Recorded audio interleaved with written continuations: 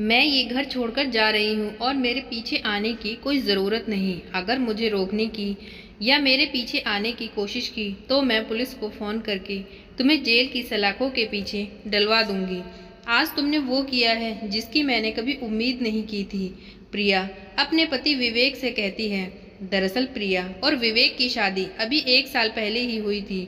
दोनों में कभी कभी छोटी मोटी खटपट हो जाती थी, लेकिन आज बात इतनी बढ़ गई थी कि गुस्से में विवेक ने प्रिया पर हाथ छोड़ दिया था। इसलिए प्रिया अपना सामान लेकर घर छोड़कर जा रही थी। कमरे से निकलते ही देखा लॉबी में सासू माँ बैठी थी। प्रिया को गुस्से में सामान ले जाता हुआ देख सासू माँ बोली, प्रिया बेटा ये क्या है, तुम ये सामान लेकर कहाँ जा रही हो? प्रिया कहती है, माँ जी मैं अपने मायके जा रही हूँ और अब मैं यहाँ वापस नहीं आऊँगी। मुझे नहीं पता था कि आपने अपने बेटे को ऐसे संस्कार दिए हैं कि वह अपनी पत्नी पर हाथ छोड़े। तभी सासू माँ कहती हैं, विवेक क्या बात है, ये मैं क्या सुन रही हूँ? क्या तुमने प्रिया पर हाथ उठाया है? विवेक कहता है, हाँ माँ, बस ऐसे ही हम दोनों के बीच में कुछ बात हो गई थी तो मुझे गुस्सा आ गया और गुस्से में मेरा हाथ उठ गया। सासू माँ सुषमा देवी अपने बेटे से कहती हैं, विवेक ये बहुत गलत बात है, तुम्हें हाथ नहीं उठाना चाहिए था। अगर कोई भी बात थी तो आराम से बैठकर बात करते। और इधर अपनी बहू प्रिया से कहती है, प्रिया ये सब क्या है, ये तुम्हारा पति है, क्या इसका तुम पर इतना भी हक नहीं कि तुमसे कुछ कह सके? अगर 1-2 थप्पड़ मार भी दिया तो क्या हुआ बेटा, घर की बात घर में ही रहनी चाहिए। अगर घर से बात बाहर जाएगी तो सबका मजाक ही बनेगा। प्रिया कहती है, वाह माँ जी वाह, आप तो अपने बेटे को डांटने की बजाय सपोर्ट कर रही हैं। आपका मतलब है कि समाज और सोसाइटी में इज्जत बनाए रखने के लिए घर में चाहे कुछ भी होता रहे पर बाहर किसी को कुछ पता नहीं चलना चाहिए। पर सॉरी माँ जी, मैं ये सब सहन नहीं कर सकती। यहाँ मैं इसलिए नहीं आई कि आपके बेटे से मार खाती रहूँ। तभी सुषमा देवी बोलती हैं, ऐसी बात नहीं है प्रिया, तुम गलत समझ रही हो। तुम जानती हो तुम्हारे ससुर जी भी बहुत गुस्से वाले थे। कभी अगर मैं कुछ कह देती थी तो वह भी मुझ पर हाथ छोड़ देते थे। पर इसका मतलब ये तो नहीं कि मैं घर छोड़कर चली जाती, और जाती भी तो कहाँ, आना तो वापस यहीं था। उस समय तुम्हारा पति विवेक भी बहुत छोटा था।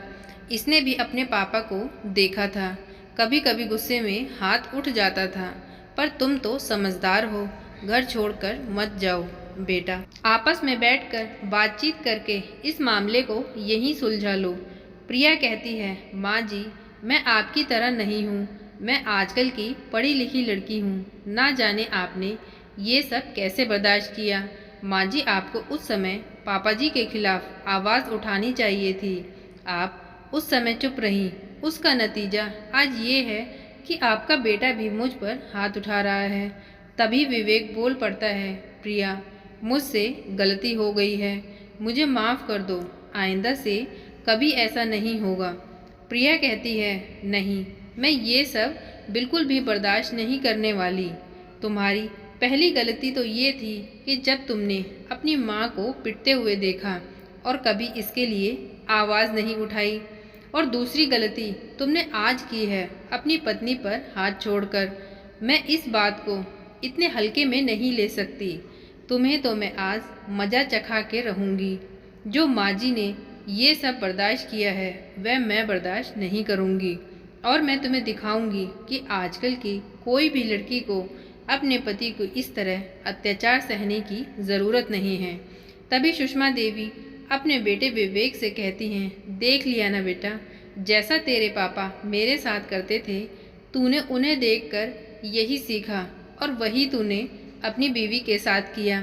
तुझे तो ये देखना चाहिए था कि अगर तेरी माँ ने कितने दुख सहे हैं तो कम से कम जिस लड़की को हम किसी के घर से लेकर आए हैं तो इसलिए नहीं लेकर आए कि तुम उस पर हाथ उठाओ, बल्कि उसे मान सम्मान दो, प्यार दो और इज्जत दो। पर तुमने तो ठीक वही किया जो तेरे पिताजी मेरे साथ किया करते थे। अगर आज तूने ये सब न किया होता तो प्रिया मेरे सामने मेरे संस्कारों पर आवाज़ न उठाती। पर तूने आज शर्म से मेरा सर झुका दिया। तभी विवेक अपनी माँ से हाथ जोड़कर माफ़ी मांगता है और कहता है, माँ मुझे माफ़ कर दो, इस बार जो गलती हुई वह दोबारा कभी नहीं होगी। सुषमा देवी कहती हैं, माफ़ी मुझसे नहीं अपनी पत्नी से मांग, क्योंकि गलती तो तूने उसके साथ की है। और फिर वह प्रिया से भी माफ़ी मांगता है, कहता है, प्रिया ये मेरी पहली और आखिरी गलती है, इसके बाद कभी भी मैं तुम पर हाथ नहीं उठाऊंगा।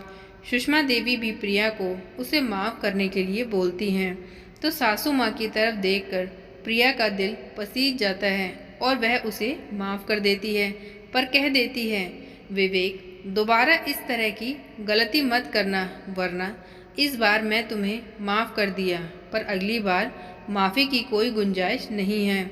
सिर्फ माँ जी की वजह से मैं तुम्हें माफ़ कर रही हूँ, पर आइंदा तुम ध्यान रखना। विवेक कहता है, हाँ बस अब जो हुआ सो हुआ, अब ऐसा कभी नहीं होगा। और फिर प्रिया अपना सामान लेकर वापस अपने कमरे में चली जाती है।